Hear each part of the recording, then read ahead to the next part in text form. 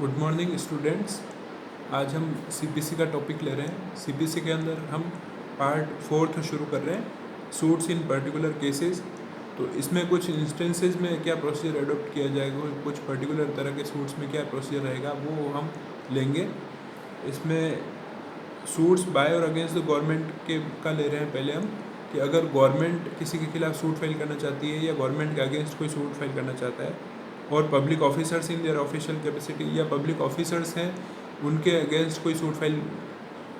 करना चाहता है ऑफिशियल कैपेसिटी में, या पब्लिक ऑफिसर ऑफिशियल कैपेसिटी में किसी के अगेंस्ट सूट फाइल करना चाहता है, तो उसका क्या प्रोसीजर रहेगा वो हम ले रहे हैं इसमें। इसके अंदर सेक्शन 79 है, suits bye or against government, कि कोई भी सूट गवर्नमेंट द्वारा फाइल होता है या गवर्नमेंट के अगेंस्ट फाइल होता है, तो उसमें प्लेंटिफ या डिफेंडेंट होंगे, वो किस नाम से रहेंगे वो इसमें दे रखा है। In a suit by or against the government, the authority to be named as plaintiff or defendant, कि कोई भी सूट गवर्नमेंट द्वारा किया जाता है या गवर्नमेंट के खिलाफ किया जाता है, तो उसमें जो अथॉरिटी है प्लेंटिफ या डिफेंडेंट के नाम से जो जिनको पुकारना है, तो उसमें एज द केस में भी शेल बी, कि चाहे वो प्लेंटिफ है या डिफेंडेंट है, उनको किस नाम से इसमें जाना जाएगा वो इसमें दे रखा है। ए है in the case of a suit by or against the central government, कि कोई भी सूट सेंट्रल गवर्नमेंट के द्वारा किया जाता है या सेंट्रल गवर्नमेंट के अगेंस्ट किया जाता है, तो उस केस में पार्टी का नाम होगा द यूनियन ऑफ इंडिया, चाहे वो प्लेंटिफ है या डिफेंडेंट है। एंड बी है in the case of a suit by or against state government, कि अगर कोई सूट स्टेट गवर्नमेंट द्वारा या स्टेट गवर्नमेंट के अगेंस्ट फाइल किया जाता है, वहाँ पे द स्टेट पार्टी रहेगी। नेक्स्ट सेक्शन 80 है नोटिस, कि अगर गवर्नमेंट के अगेंस्ट कोई सूट फाइल करना चाहता है तो उसको नोटिस देना पड़ेगा, इस बात का एडवांस नोटिस। ये है इस सेक्शन 80 के अंदर। इसका सबसेक्शन 1 है save as otherwise provided in subsection 2, कि सबसेक्शन 2 में जो दे रखा है उसके अलावा ये प्रोसीजर रहेगा कि no suit shall be instituted against the government including the government of the state of Jammu and Kashmir, कि कोई भी सूट गवर्नमेंट के अगेंस्ट फाइल नहीं होगा, और चाहे वो government of state of Jammu and Kashmir ही क्यों ना हो, उसके खिलाफ सूट फाइल नहीं होगा। Or a public officer in respect of any act purporting to be done by such public officer in his official capacity, या कोई पब्लिक ऑफिसर है और उसके द्वारा कोई ऑफिशियल कैपेसिटी में कोई काम किया जाता है, उसके लिए कोई सूट फाइल नहीं होगा, जब तक कि until the expiration of 2 months next after notice in writing has been delivered to or left at the office of, जब तक कि 2 महीने की समाप्ति हो जाए उससे पहले नोटिस नहीं दिया गया हो, इस 2 महीने का टाइम ड्यूरेशन उसको पार्टी को मिलना चाहिए, और राइटिंग में ऐसा देना पड़ेगा, या तो उसको डिलीवर करना है या उसके ऑफिस में रखना है, वहाँ पे उसको भेजना है। तो ये 2 महीने का एडवांस नोटिस का है प्रोविज़न। ए में है कहाँ किस ऑफिस में देना है, ये इसमें दे रखा है। ए है in the case of a suit against central government except where it relates to a railway, कि कोई भी सूट अगर सेंट्रल गवर्नमेंट के अगेंस्ट फाइल किया जाता है, तो उस केस में रेलवे से रिलेटेड अगर ये नहीं है, तो उस केस में सेक्रेटरी टू दैट गवर्नमेंट, कि जो गवर्नमेंट का सेक्रेटरी, सेंट्रल गवर्नमेंट का जो सेक्रेटरी होगा, उसको ये नोटिस देना पड़ेगा। बी है in the case of a suit against central government where it relates to a railway,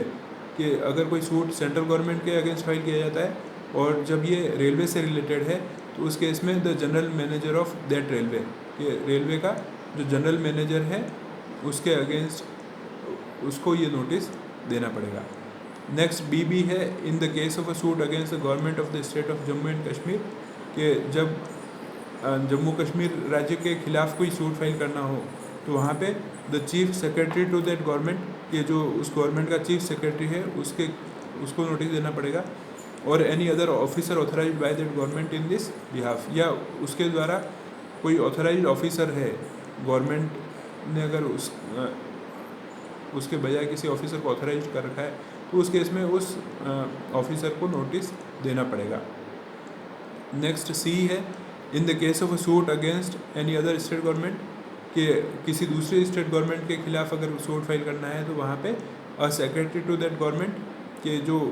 उस गवर्नमेंट का सेक्रेटरी है उसको नोटिस देना पड़ेगा, और the collector of the district, या जो उस डिस्ट्रिक्ट का कलेक्टर है उसको ये नोटिस देना पड़ेगा। And in the case of a public officer, और पब्लिक ऑफिसर के केस में डिलीवर्ड टू हिम और लेफ्ट एट हिज ऑफिस, तो पब्लिक ऑफिसर के केस में उस व्यक्ति को, उस पब्लिक ऑफिसर को डिलीवर करना होगा या उसके ऑफिस में ये नोटिस देना होगा। Stating the cause of action, उसमें नोटिस में क्या क्या चीज़ें होनी चाहिए वो दे रखा है कि कॉज ऑफ एक्शन उसमें होना चाहिए the name, description and place of residence of the plaintiff, के नाम और उसका विवरण और कहाँ पे वो रहता है प्लेंटिफ, ये उस नोटिस में होना चाहिए। और साथ में the relief which he claims, और वो क्या रिलीफ चाहता है वो भी उसमें लिखा होना चाहिए। And the plaint shall contain a statement that such notice has been so delivered or left, और जो दावा किया जाएगा उसमें इस बात का स्टेटमेंट लिखा जाएगा कि वो इस तरह का जो नोटिस है वो दे दिया गया है या ऑफिस में पहुंचा दिया है, ये दावे में मेंशन करना ज़रूरी होगा। नेक्स्ट सेकंड सबसेक्शन है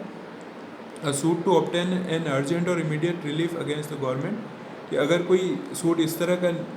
नेचर का है कि उसमें तत्काल रिलीफ की ज़रूरत है या अर्जेंट नेचर का है और वो गवर्नमेंट के अगेंस्ट है, including the government of the state of Jammu and Kashmir, और चाहे वो जम्मू कश्मीर स्टेट के गवर्नमेंट के अगेंस्ट ही हो, or any public officer in respect of any act purporting to be done by such public officer in his official capacity, या कोई public officer है उसके द्वारा कोई काम किया गया है उस ऑफिशियल कैपेसिटी में, तो may be instituted with the leave of the court. और उस केस में ऐसा हो सकता है कि अगर कोर्ट इस बात की छूट दे तो वहाँ पे वो सूट पहले इंस्टीट्यूट हो सकता है without serving any notice as required by subsection 1, उसमें बिना नोटिस दिए, एडवांस नोटिस दिए सूट फाइल हो सकता है। But the court shall not grant relief in the suit whether interim or otherwise, लेकिन कोर्ट उस केस के अंदर कोई भी रिलीफ नहीं देगी, चाहे वो इंटरिम रिलीफ देना हो या कोई दूसरे रिलीफ देना हो, except after giving to the government or public officer, के वो रिलीफ तभी देगी जब गवर्नमेंट या public officer as the case में be a reasonable opportunity of showing cause in respect of the relief prayed for in the suit, कि जब तक कि गवर्नमेंट या पब्लिक ऑफिसर को एक रीजनेबल मौका नहीं दिया जाए शोइंग कॉज का, कि कारण बताने का उनको एक मौका दिया जाएगा in respect of the relief prayed for in the suit, कि जो रिलीफ सूट के अंदर प्रेयर की गई है, जो प्राप्त करना चाहते हैं, उसके लिए एक रीजनेबल अपॉर्चुनिटी दी जाएगी गवर्नमेंट या पब्लिक ऑफिसर जो भी है उसको। Provided that the court shell if it is satisfied, परंतु कोर्ट अगर ये इस बात से सेटिस्फाइड है आफ्टर हियरिंग द पार्टीज, के दोनों पार्टियों को सुनने के बाद में कोर्ट इस बात से सेटिस्फाइड है कि that no urgent or immediate relief need be granted in the suit, कि कोई अर्जेंट मैटर नहीं है या कोई तत्काल सहायता देने की ज़रूरत नहीं है उसके सूट के अंदर। Return the plaint for presentation to it after complying with the requirements of subsection 1, तो वहाँ पे कोर्ट उस सूट को, दावे को रिटर्न कर देगी कि आप जो सबसेक्शन 1 की जो रिक्वायरमेंट है उनको कंप्लीट करने के बाद में वो सूट प्रेजेंट करें कोर्ट के अंदर, इसके लिए वो रिटर्न कर सकती है कोर्ट अगर उनको लगता है कि कोई अर्जेंट या इमीडिएट रिलीफ देने की ज़रूरत नहीं है सूट के अंदर। नेक्स्ट थर्ड सबसेक्शन है no suit instituted against the government or against a public officer in respect of any act purporting to be done by such public officer, कि कोई भी सूट गवर्नमेंट या पब्लिक ऑफिसर द्वारा कोई कार्य किया गया है उसके खिलाफ, अगर उसने पब्लिक ऑफिस में कोई काम किया है तो इन हिज ऑफिशियल कैपेसिटी में उसने कोई काम किया है, shall be dismissed merely by reason of any error or defect in the notice referred to in subsection 1, वो केवल इस आधार पे डिसमिस नहीं किया जाएगा कि कोई त्रुटि हुई है या कोई डिफेक्ट है, नोटिस जो दिया गया है सबसेक्शन 1 के अंदर उसमें कोई गलती है, तो उस आधार पे ही ये सूट डिसमिस नहीं होगा। इफ़ इन सच नोटिस, के उसमें नोटिस में अगर ये चीज़ें होनी आवश्यक है, लेकिन फिर भी ए है the name, description and the residence of the plaintiff had been so given, कि जो नाम है उसका विवरण है, उसका निवास का स्थान जो है प्लेंटिफ का, वो इस तरह से दिया गया है, as to enable the appropriate authority, जिससे अप्रोप्रिएट अथॉरिटी ये पता कर सकती है या पब्लिक ऑफिसर पता कर सकता है, to identify the person serving the notice, कि वो इस बात को आइडेंटिफाई कर सकते हैं कि किस व्यक्ति ने वो नोटिस दिया था, and such notice has been delivered or left at the office of the appropriate authority specified in subsection 1। और इस तरह का नोटिस जो अप्रोप्रिएट अथॉरिटी स्पेसिफाइड करके है सबसेक्शन 1 के अंदर, उनको ये प्रदान कर दिया गया है या उनके ऑफिस में ये दे दिया गया है। एंड बी है the cause of action and the relief claimed by the plaintiff had been substantially indicated, और उसके अंदर कॉज ऑफ एक्शन और रिलीफ जो क्लेम किया जा रहा है प्लेंटिफ के द्वारा, उनको मूल रूप से इंगित कर दिया है। अगर ये रिक्वायरमेंट पूरी हो रही है नोटिस के अंदर, तो वहाँ पे वो उस सूट को डिसमिस नहीं किया जाएगा, चाहे उस नोटिस के अंदर कोई एरर या डिफेक्ट रह गया हो। तो ये था सेक्शन 80, जो हमने 2 सेक्शन लिए हैं, सेक्शन 79 और 80, जो गवर्नमेंट अगर पार्टी है तो उस केस में नोटिस देने का और किस नाम से प्लेंटिफ या डिफेंडेंट का नाम रहेगा, वो हमने इन 2 सेक्शन में लिया है। अब इससे आगे हम नेक्स्ट क्लास में लेंगे। Thank you very much.